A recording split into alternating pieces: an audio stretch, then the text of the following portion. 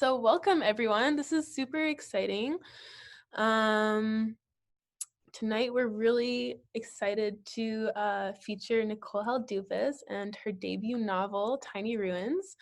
It's really wonderful, and it'll be an awesome evening featuring Nicole. So my name is, I'm not sure if I said this already, my name is Savannah. I'm with SAS Books. I'm the book week coordinator this year. And I also am here with Emily from SAS Books. She's also hosting this evening. And Daniel is also here. Shout out Daniel, also from SAS Books. We're super excited to have this evening with you all. Before we get started, we just want to take a moment to acknowledge that we are on Treaty 4 territory.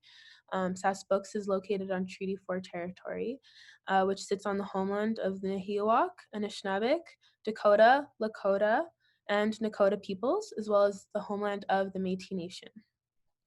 We want to take this time to recognize and pay respects to the ancestors of this place and acknowledge the historic and ongoing care of these lands, and also to recognize that acknowledgement itself is only one step in a larger process of writing relations.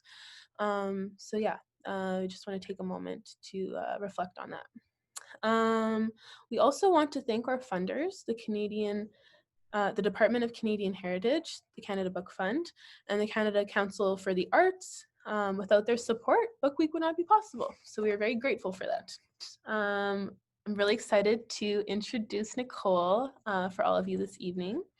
So Nicole Haldoupis is a queer writer, editor, and designer from Toronto. She's a co-creator and editor of Untethered, editor of Grain, and a co-founder of Applebeard Editions. Her work can be found in Bad Dog Review, The Feathertail Review, Bad Nudes, Parenthetical, Sewer Lid, Antelang, and others. Tiny Ruins is her first book, and we're really excited about that. So please join me in welcoming Nicole. This is exciting. And I'm gonna mute myself now. Hi, thank you so much for having me. I'm really excited to be here. And I'm really excited to read a bit from Tiny Ruins for you. I just got this yesterday, and I'm really, really excited about it and how tiny it is. So yeah, I'm gonna read a bit for you now.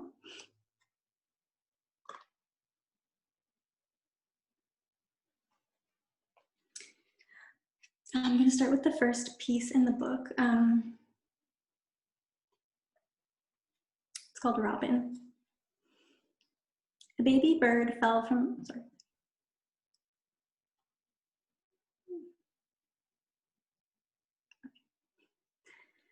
A baby bird fell from the birch tree in the front yard in the spring. Alana watched her big sister Janie and their mother dig gardening gloves out of the garage, and she crouched close as Janie picked up the baby. They kept it in the hanging plant on the front porch so cats couldn't reach it. The mother robin perched on the edge of the planter, and the baby bird ate from her beak. The girls and their mother watched through the window, and the mother bird watched back. When she left, the girls took the chirping baby down. Alana cupped it in gloved hands. The baby flapped its wings. It didn't fly, but it tried. So Alana bounced her hands up and down, and the bird flapped its wings, landing gentler every time. After a few days, Janie and Alana were tossing the bird 5 feet into the air, and it would flutter before falling safe into their palms. Every day it stayed up a little longer. One day, they saw the mother robin watching from the fence. And when Janie and Alana put the baby robin back into its hanging plant, she fed it. Soon the robin was flying higher than ever. Janie put the baby on the grass for a moment, and when she turned away, Sean the cat wobbled over. The baby chirped from between Sean's teeth. Janie, Alana, and their mother screamed, chased the cat all the way to the neighbor's backyard, but he had already scooted far under the porch. Sean chomped and the baby bird chirped and then stopped chirping. Later, Sean scratched and meowed at the door, and Janie and Alana's mother yelled at him to go away. Janie wouldn't come out of her and Alana's bedroom, and Alana built a Lego forest on the living room carpet. She looked out the window and saw the mother robin waiting.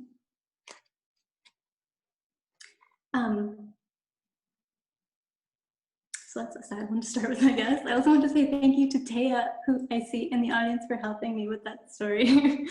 Yeah, all right. This one's a little bit lighter.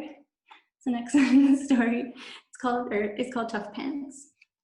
All of the stories in this book, by the way, follow a main character. Her name is Alana, and her sister Janie, but Alana is at the center of just about every story. This one's called Tough Pants. Mary with the brown bowl cut and the squeaky voice was their leader. She gathered everyone into a circle in the schoolyard by the far end of the track near the dumpsters. The wind blew her hair in choppy sections as she stood high on the cement hill. Okay, someone smells like poo, Mary announced. Another girl chimed in. I smelled it too, way back there, and gestured to the grassy corner where they were playing an hour ago. All the other little girls nodded in agreement, and a few uttered a, yeah, or it does smell like poop. Alana stood in the circle and agreed with the other girls, her pants filled with poop from her accident earlier in the day. She didn't know how to deal with pooping in a toilet without help from her mother. No one seemed to notice that the smell was coming from her, and she was determined to keep it that way as long as possible, maybe even forever.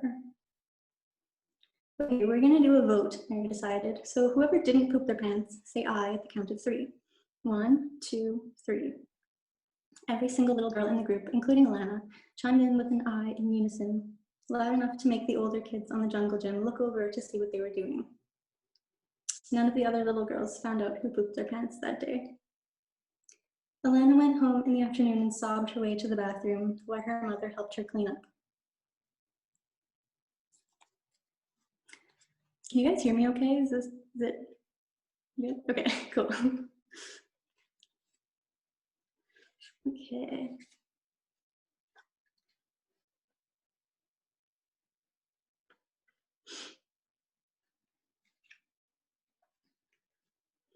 This one is called Midsummer.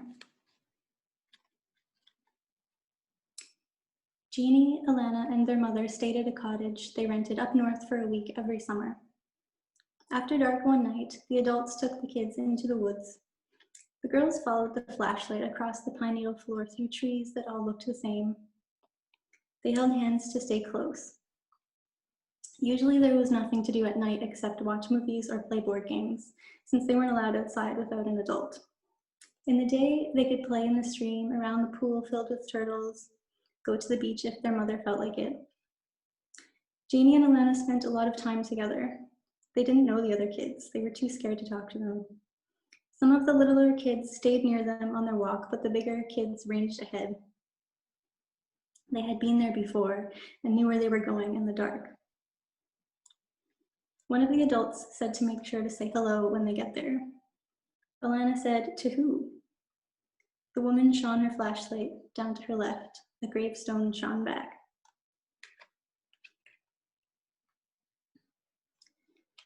Okay, next one. So the book is arranged into 3 sections. The first one is when they're younger, obviously. And then I think it goes up until they're finished high school, and then the next 2 sections are when they're older and live together. In one of them's in university, and one of them is not.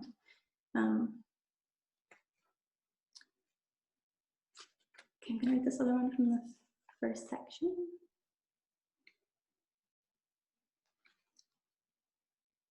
It's called Pink Jar. And I wrote this one, I think I wrote it at Sage Hill last summer and worked on it with Janet, who I also see. Hi, Jen. Pink Jar. Alana sometimes imagined sitting on top of Sarah and washing her face. Sarah lying on her back in the bathroom, on the bathroom floor, and Alana, tiles cold on her knees, scrubbing to get all the gunk out because Sarah didn't know how. Not properly, anyway. Alana would use her favorite face wash, the one that smells like lemon and makes lots of bubbles, lathering all over until it seemed like she was lathering too long. Then she'd get a washcloth and start scrubbing. She'd scrub in circles, getting off all the dead skin so Sarah's face would be shiny and smooth when they rinsed with cold water. Pores closing tight like Cosmo Girl said. Then they'd moisturize. She'd use her pink jar of face cream that she only picked because it was on sale, even though she hates pink. Alana told her mother, and she said it was a silly idea, that Sarah probably didn't need her help. Alana explained how she would do it, and her mother went back to reading her book. Just forget about it, she'd said. She can figure it out for herself.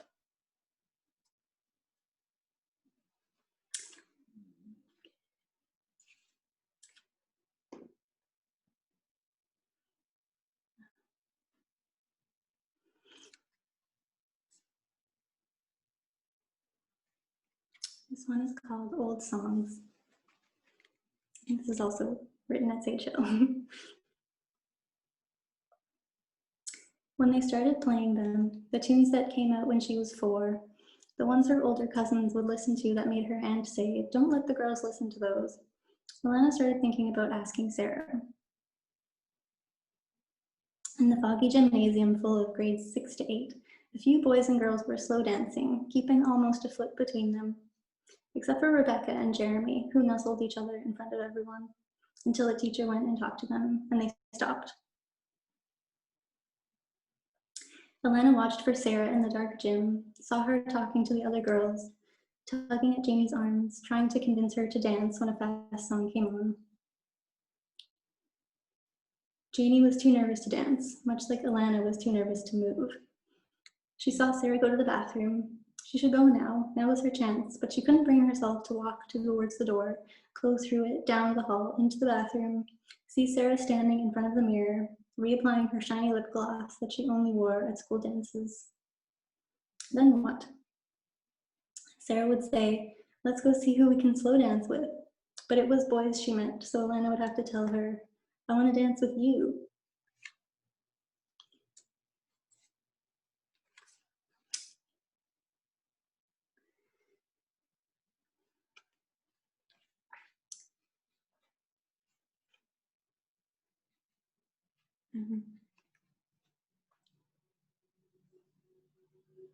This one is sort of based on a true story.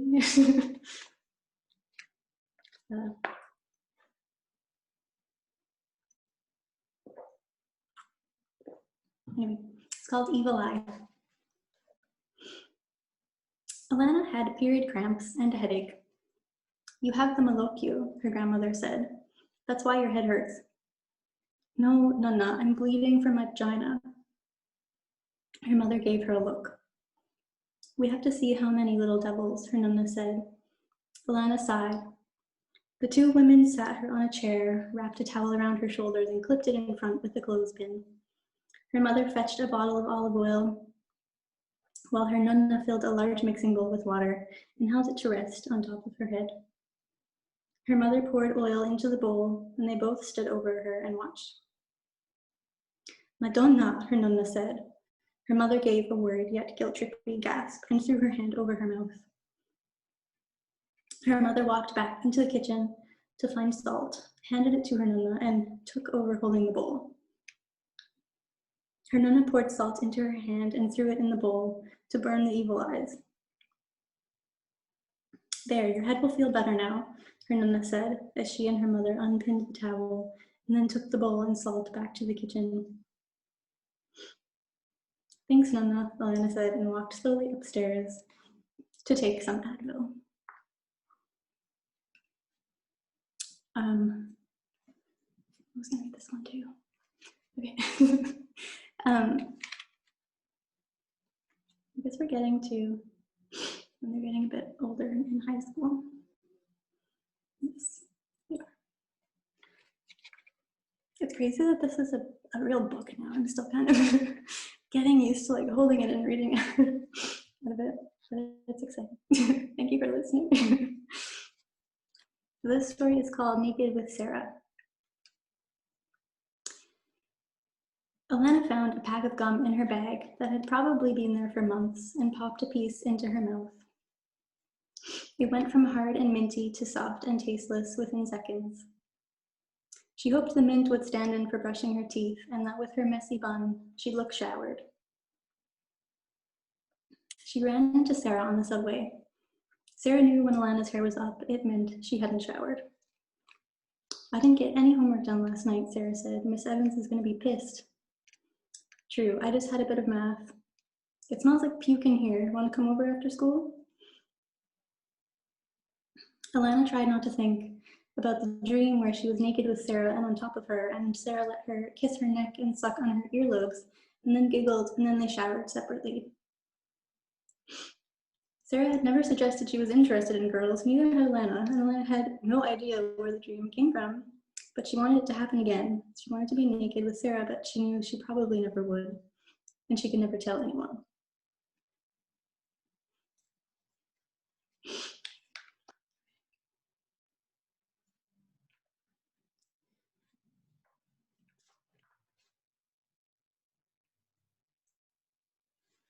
Oh yes, I don't think we've seen Sean again since the horrible beginning. They have a cat named Sean, and he is better than he seems in the first piece. This is called Jewelry Box. Can you explain what happened here? Asked Alana.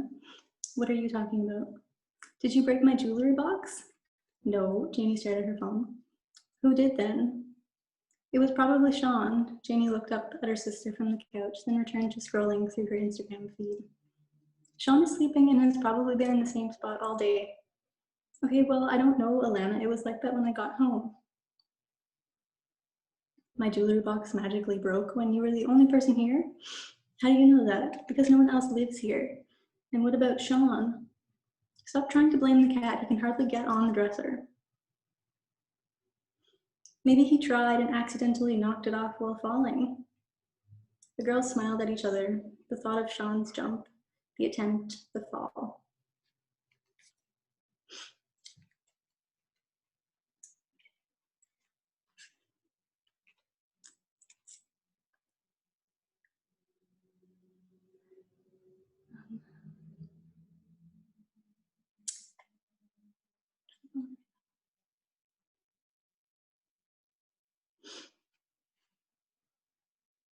We are in section 2 now. So the girls are living in an apartment together, and they brought Sean with them. And they are going to university. This one is called, sorry, Alana's dropped out, but Janie's still going to some classes. This one's called Blue Nail Polish.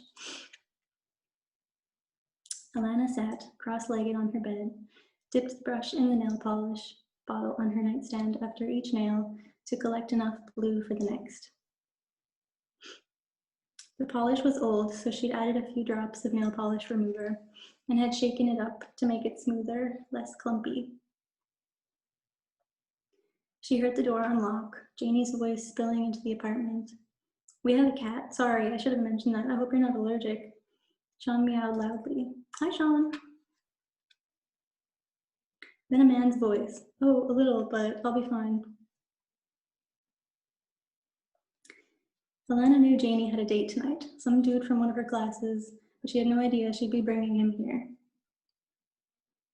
Alana's bedroom door was closed, so she kept it that way and hoped Janie would remember their rule. If you have a boy over, put some music on in your room to drown out any noise.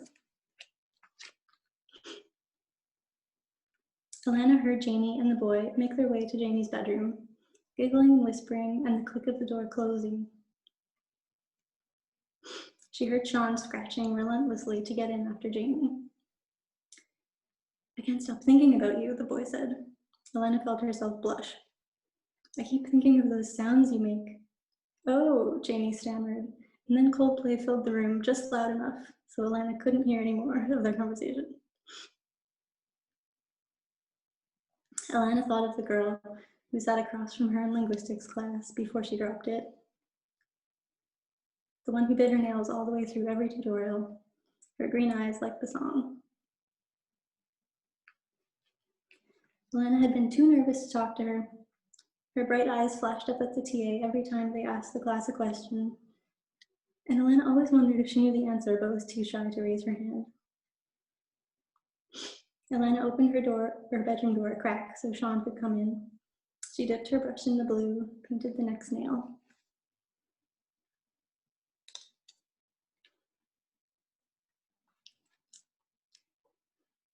Okay. I have two more that I wanted to read. They're both obviously very short because they're flash fiction. This one is called The Good Cheese. Later on in the book, I guess you can probably tell. Well, never mind, let's read it. The Good Cheese. Alana bit into her vegetable cracker and the slice of brie on top, dropped a few crumbs on the counter. Sean watched from her feet. Janie walked into the kitchen, curled her lip. Why does it smell like a dirty cloth in here? Alana paused her crunching. Don't know, she mumbled. Janie picked up the red dishcloth hanging from the faucet, sniffed it. This is disgusting. Okay, well, it's not my fault. Alana stuffed the cracker tube back into its box. Sean rubbed against her shins. She noticed a tiny piece of brie rind on the counter and pushed it towards the edge, looked at Sean. Sean stood on his hind legs, reached up towards the counter. She let it fall to the floor and he wolfed it down as she finished eating the other half of her cracker and the last bit of cheese. Is that the good cheese that Mom gave us? Janie asked. Yeah, Alana answered, mouth full. Sean licked his paw and wiped his face, looked up at Alana. Janie rolled her eyes. If you're going to be home all day, maybe you can, I don't know, do laundry or something. Alana sighed, yes, mother, and walked out of the kitchen.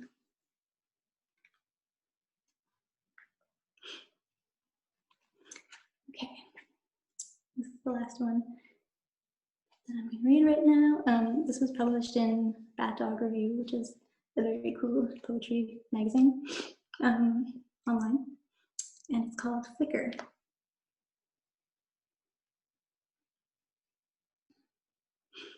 He wrote, I miss you in a text, and she didn't know how to respond because she didn't miss him.